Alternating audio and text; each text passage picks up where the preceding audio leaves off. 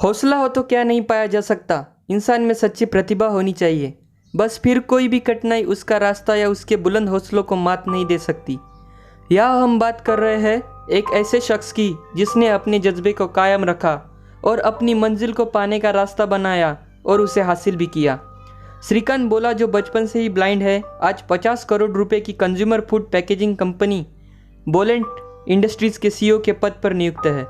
उन्होंने यह consumer food packaging company बनाकर कई लोगों के लिए एक मिसाल कायम की है। हैदराबाद के श्रीकांत बोला का बचपन कई कठिनाइयों से गुजरा।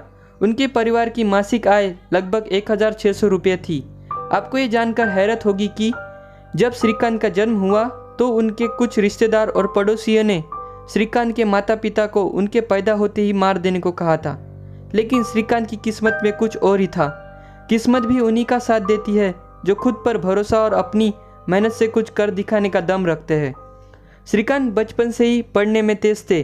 परिवार की आर्थिक स्थिति ठीक न होने के बावजूद श्रीकांत ने 10वीं अच्छे अंकों से उत्तीर्ण की। उनकी मुश्किलें यही खत्म नहीं हुई। वह 10वीं के बाद साइंस पढ़ना चाहते थे, लेकिन उनके ब्लाइंड होने के कारण उन्हें इसकी इजाज़त नहीं मिली। श्रीकांत भी कहा हार मानने वालों में से थे। कई महीनों की लड़ाई लड़ने के बाद आखिरकार श्रीकांत को साइंस पढ़ने की इजाज़त मिली और इसी के साथ श्रीकांत देश के पहले ब्लाइंड बने जिन्हें 10वीं के बाद साइंस पढ़ने की अनुमति मिली हो। इसके बाद श्रीकांत ने दोबारा पीछे मुड़कर नहीं देखा। श्रीकांत को अपने सभी स्कूली पढ़ाई पूरी करने के बाद अमेरिका के MIT में प्रवेश मिला।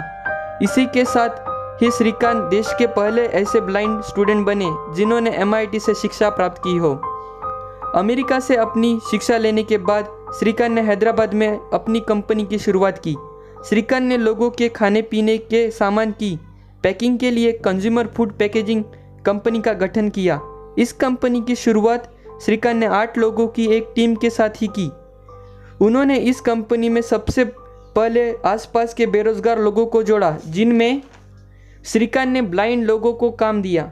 जब श्रीकांत की कंपनी अच्छी रफ्तार पकड़ने लगी तो फंडिंग की दिक्कत आना शुरू हुई, लेकिन श्रीकांत इससे पीछे हटने वाले थोड़ी थे। उन्होंने कई फंडिंग कंपनियों और निजी बैंकों से फंड जुटाकर अपने काम को आगे बढ़ाया। श्रीकांत की कंपनी ने फर्श से अर्श तक का सफ़र तय किया। आज श्रीकांत की कंपनी के तेलंगाना और हैदराबाद में 4 प्लॉट है, जिसमें हज़ारों की संख्या में कर्मचारी कार्यरत है।